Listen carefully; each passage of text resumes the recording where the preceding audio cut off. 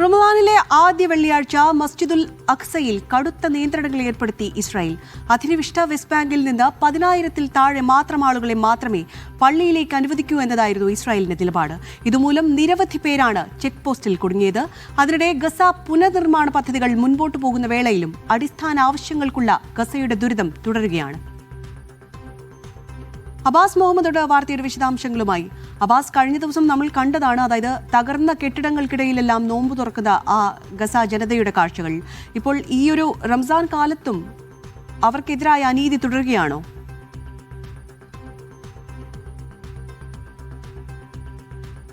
ആദ്യത്തെ തീർച്ചയായിട്ടും ഇന്ന് ഈ മസ്ജിദുൽ അഖ്സയിലാണ് ഇതുമായി ബന്ധപ്പെട്ട ഒരു പ്രധാനപ്പെട്ട ഒരു വാർത്തയുണ്ടാകുന്നത്. മസ്ജിദുൽ അഖ്സ എന്ന് പറയുന്നത് ഇസ്ലാം മത വിശ്വാസികളെ സംബന്ധിച്ചിടത്തോളം വളരെ പ്രധാനപ്പെട്ട ഒരു ആരാധനാ കേന്ദ്രമാണ്. മക്കയും മദീനയും കഴിഞ്ഞാൽ പിന്നീട് വിശ്വാസികളെ സംബന്ധിച്ചിടത്തോളം പ്രധാനപ്പെട്ട ഈ ഈ മസ്ജിദിൽ ഇന്ന് വളരെ കുറഞ്ഞ ആളുകൾ മാത്രമാണ് ഇന്നത്തെ ഒരു ജുമ നമസ്കാരത്തിന് ഇസ്രായേൽ ഭരണകൂടം അനുവദിച്ചത് എന്നുള്ളതാണ്. ഈ മസ്ജിദുൽ അഖ്സ എന്ന് പറയുന്നത് ഏകദേശം 4 മുതൽ 5 ലക്ഷം വരെ ആളുകൾക്ക് ഈ കോമ്പൗണ്ടിൽ നമസ്കരിക്കാൻ കഴിയുന്ന ഒരു പ്രവിശാലമായ മസ്ജിദാണ്, പള്ളിയാണ്. ഈ പള്ളിയിൽ നിലവിൽ ഈ ജെറൂസലമിൽ കിഴക്കൻ ജെറൂസലമിലാണ് ഈ പള്ളി നിലകൊള്ളുന്നത്. അതോടൊപ്പം തന്നെ ഇവിടെ നിന്നുള്ള ആളുകൾക്കും അതുപോലെ തന്നെ ഈ വെസ്റ്റ് ബാങ്കിൽ നിന്നുള്ള ആളുകളുമാണ് ഈ പ്രധാനമായിട്ടും ഈ മസ്ജിദിൽ ഒത്തുചേർന്ന് പ്രാർത്ഥനയ്ക്കായി ഒത്തുചേരാറുള്ളത്. ഇതിൽ 2 തരത്തിലാണ് ഇസ്രായേലിൽ ഫലസ്തീനികളെ ഈ മസ്ജിദിനകത്തേക്ക് പ്രവേശിപ്പിക്കുന്നത്. വളരെ കടുത്ത നിയന്ത്രണങ്ങളുടെ മസ്ജിദ് കൂടിയാണ്, ഇസ്രായേലിൻ്റെ നിയന്ത്രണങ്ങളുള്ള മസ്ജിദ് കൂടിയാണ് മസ്ജിദുൽ അഖ്സ എന്നുകൂടി നമ്മൾ മനസ്സിലാക്കണം. ഇതിൽ കിഴക്കൻ ജെറൂസലമിലുള്ള ആളുകൾക്ക് ID കാർഡ് കാണിച്ചുകൊണ്ട് ഇങ്ങോട്ട് പ്രവേശിക്കാൻ കഴിയും. അതുപോലെ തന്നെ വെസ്റ്റ് ബാങ്കിൽ നിന്നുള്ള ആളുകൾ പ്രധാനമായിട്ടും ഈ മസ്ജിദുൽ അഖ്സയിലേക്ക് പ്രാർത്ഥനയ്ക്കായിട്ട് വരുന്നത് സാധാരണ വരാറുള്ളതാണ്. എങ്കിലും അവർ കൂട്ടമായി വരാറുള്ളത് ഇതുപോലെ ഈ റമദാൻ മാസത്തിലെ വെള്ളിയാഴ്ചകളിലും അതുപോലെ ലൈലത്തുൽ ഖദ്ർ എന്ന് പറയുന്ന റമദാനിലെ 27-ാം രാവിലും അതുപോലെ മറ്റു പ്രധാനപ്പെട്ട ആഘോഷ ദിവസങ്ങളിലും ഇതുപോലെയുള്ള ആഘോഷ ദിവസങ്ങളിലുമാണ്. ഇങ്ങനെയൊരു പ്രധാനപ്പെട്ട ദിവസമായിരുന്നു ഈ റമദാനിലെ ആദ്യത്തെ വെള്ളിയാഴ്ച എന്ന് പറയുന്നത് ഇന്ന്. അതുകൊണ്ട് തന്നെ അവിടെ നിന്ന് അഥവാ വെസ്റ്റ് ബാങ്കിൽ നിന്ന് ഈ മസ്ജിദുൽ അഖ്സയിലേക്ക് വരുന്ന ആളുകൾക്ക് ഒരു ചെക്ക് പോസ്റ്റ് ഉണ്ട്. ആ ചെക്ക് പോസ്റ്റ് കടന്നിട്ടാണ് ആളുകൾ ഇങ്ങോട്ട് കടന്നു വരുന്നത്. ഈ ചെക്ക് പോസ്റ്റിൽ വളരെ കുറഞ്ഞ ആളുകളെ മാത്രമാണ് ഈ ഇസ്രായേൽ ഒരു ഏജൻസി റിപ്പോർട്ട് ചെയ്യുന്ന പ്രകാരം 2000-ൽ താഴെ ആളുകൾ മാത്രമാണ് ഇന്ന് ഇസ്രായേൽ സേന ഇങ്ങോട്ട് ഈ മസ്ജിദിലേക്ക് ഫലസ്തീനികളെ കടത്തിവിട്ടത് എന്നുള്ളതാണ്. നമുക്ക് ഇതുമായി ബന്ധപ്പെട്ട കാര്യങ്ങൾ നമ്മൾ പറയുമ്പോൾ കഴിഞ്ഞ വർഷം ഏകദേശം 2.5 ലക്ഷത്തിലേറെ ആളുകളാണ് ഈ റമദാനിലെ ആദ്യത്തെ വെള്ളിയാഴ്ച പ്രാർത്ഥനയ്ക്കായി മസ്ജിദുൽ അഖ്സയിൽ ഒത്തുകൂടിയിരുന്നത്. ഈ സമയത്താണ് ഇത് 10,000-ൽ താഴെ മാത്രമായി ഈ ഇസ്രായേൽ ഭരണകൂടം നിജപ്പെടുത്തുന്നത്. വളരെ കർശനമായ നിയന്ത്രണങ്ങൾ അവിടെ ഏർപ്പെടുത്തുന്നു.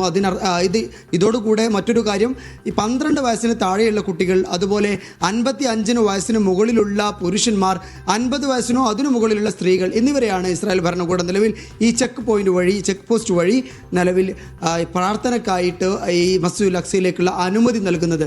ഇങ്ങനെ കടുത്ത നിയന്ത്രണങ്ങളാണ് ഒരു വിശുദ്ധ ആരാധനാലയത്തിലെ പ്രാർത്ഥനയ്ക്കായി എത്തുന്ന വിശ്വാസികൾക്ക് മേൽ ഇസ്രായേൽ ഭരണകൂടം നടത്തിക്കൊണ്ടിരിക്കുന്നത്. ഇത് വെസ്റ്റ് ബാങ്കിലെയും അതുപോലെ ജെറൂസലമിലെയും കാര്യമാണ് എങ്കിൽ ഗസയിൽ പതിവ് പോലെ തന്നെയാണ് ഇസ്രായേലിൻ്റെ ആക്രമണം ഇന്നും ഉണ്ടായി. ഇന്ന് അവിടെ ഒരു കുഞ്ഞിന് പരിക്കേറ്റു.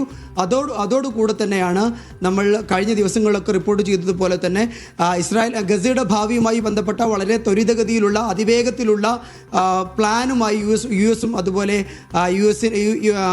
അറബ് രാജ്യങ്ങളും. നമുക്കറിയാം ഗസയുടെ സാധാരണ ജീവിതത്തിലേക്കുള്ള ഒരു മടങ്ങിപ്പോക്ക്, ഗസ പുനരധിവാസം, അതിന് വർഷങ്ങൾ വേണ്ടിവരുമെന്നാണ് വിദഗ്ധർ പറയുന്നത്. അതിനിടെ യു.എസും അറബ് രാജ്യങ്ങളും അടക്കം ഗസയ്ക്ക് സഹായവുമായി മുന്നോട്ട് വരികയാണ്. ഈ ഘട്ടത്തിൽ നമുക്ക് എപ്പോൾ ഗസയിലെ ജനതയ്ക്ക് ഒരു സമാധാനം ഉള്ള ഒരു ദിനങ്ങൾ പ്രതീക്ഷിക്കാം?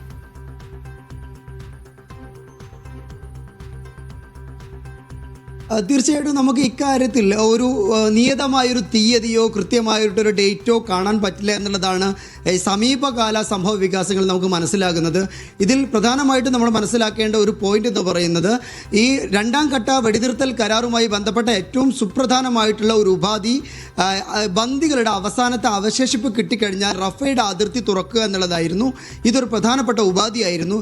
ബന്ദിയുടെ അവസാനത്തെ അവശേഷിപ്പ് ലഭിച്ചു കഴിഞ്ഞിട്ട് 2 ദിവസത്തിന് ശേഷമാണ് റഫയിലെ അതിർത്തി, ഈജിപ്തുമായി പങ്കിടുന്ന റഫ അതിർത്തി വളരെ പരിമിതമായ രീതിയിലെങ്കിലും തുറക്കാനുള്ള ഒരു നടപടി ഇസ്രായേൽ ഭരണകൂടം കൈക്കൊണ്ടത് എന്നത് മാത്രമല്ല ഇപ്പോഴും അതുവഴി കാൽനട യാത്രക്കാർക്ക് മാത്രമാണ് അങ്ങോട്ടും ഇങ്ങോട്ടും സഞ്ചരിക്കാനുള്ള സ്വാതന്ത്ര്യമുള്ളത്. അത് തന്നെ വളരെ പരിമിതമായ അളവിലാണ് നടന്നുകൊണ്ടിരിക്കുന്നത്.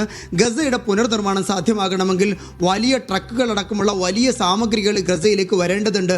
യുഎന്നിൻ്റെ ഐക്യരാഷ്ട്രസഭയുടെ കണക്ക് പ്രകാരം ഗസയിലെ 90% അടിസ്ഥാന സൗകര്യങ്ങളും ഇല്ലാതായിട്ടുണ്ട്. അവിടെ സമ്പൂർണ്ണമായി ഇല്ലാതായ ഒരു പ്രേത നഗരം പോലെയാണ് നിലവിൽ ഗസ നിൽക്കുന്നത്. നമ്മൾ കഴിഞ്ഞ ദിവസം അതിൻ്റെ ചിത്രങ്ങളൊക്കെ കണ്ടതാണ്. ഈ അക്കൂനകൾക്കിടയിൽ അവശിഷ്ടങ്ങൾക്കിടയിൽ നോമ്പ് തുറക്കുന്ന നമസ്കരിക്കുന്ന ഗസക്കാരുടെ ചിത്രങ്ങൾ നമ്മൾ കണ്ടതാണ്. അതുകൊണ്ട് തന്നെ സമ്പൂർണ്ണമായി തകർന്നു കിടക്കുന്ന ഗസയാണ്. അവിടെ ടെൻറ്റുകളാണ് നിലവിൽ ആളുകൾ ടെൻറ്റുകളിലാണ് താമസിച്ചുകൊണ്ടിരിക്കുന്നത്. ഇങ്ങനെ ടാർപോളിൽ വലിച്ചു കെട്ടിയ ഷെഡുകൾക്ക് കീഴേ അതുപോലെ ടെൻറ്റിനൊക്കെ കീഴെയുള്ള അന്തി ഉറങ്ങുന്ന ജീവിതമാണ് ഗസയിലേത്. അത് ഗസയിലൊരു ജീവിതം തളിർക്കണമെങ്കിൽ തീർച്ചയായിട്ടും അന്താരാഷ്ട്ര സമൂഹത്തിൻ്റെ വലിയ സഹായങ്ങൾ വേണ്ടതുണ്ട്. അതുമായി ബന്ധപ്പെട്ട ഒരു പ്രഖ്യാപനമാണ് കഴിഞ്ഞ ദിവസം ബോർഡ് ഓഫ് പീസിൻ്റെ ആദ്യ യോഗത്തിൽ US പ്രസിഡന്റ് ഡൊണാൾഡ് ട്രംപ് നടത്തിയത്. US അതുപോലെ അറബ് രാഷ്ട്രങ്ങൾ അടക്കമുള്ള രാഷ്ട്രങ്ങൾ $17 ബില്യൺ ഒരു വലിയ പ്രഖ്യാപനമാണ് അത് നടത്തിയത്. പക്ഷേ അതോടൊപ്പം തന്നെ നമ്മൾ ഇക്കാര്യത്തിൽ മറ്റൊരു കാര്യം കൂടി നമ്മൾ മനസ്സിലാക്കേണ്ടതുണ്ട്. അതെന്താണെന്ന് വെച്ചാൽ ഈ ബോർഡ് ഓഫ് പീസ് എന്ന് പറയുന്നത് US-ന് നേതൃത്വത്തിലുള്ള ഒരു സമിതിയാണ്. അതുമായി ബന്ധപ്പെട്ട സഹായങ്ങൾ ഗസയുടെ പുനർനിർമ്മാണങ്ങളൊക്കെ മുന്നോട്ട് പോകുമെന്നുള്ള പ്രതീക്ഷാ നിർഭരമായ പ്രഖ്യാപനങ്ങളൊക്കെ ഉണ്ടാകുന്നുണ്ട്. എങ്കിലും ഇത് UN-ന് സമാന്തരമായി ജോലി ചെയ്യുന്ന UN-ന് സമാന്തരമായി വർത്തിക്കുന്ന ഒരു ബോഡിയാണ് എന്ന് യൂറോപ്യൻ യൂണിയൻ ഒരു ശക്തമായ ആശങ്ക ഉന്നയിച്ചിട്ടുണ്ട്. അതിൽ ബ്രിട്ടൻ അതുപോലെ ഫ്രാൻസ്, കനഡ അടക്കമുള്ള രാഷ്ട്രങ്ങൾ ഈ ഒരു വാർത്തയുടെ വിശദാംശങ്ങൾ നൽകിയത്.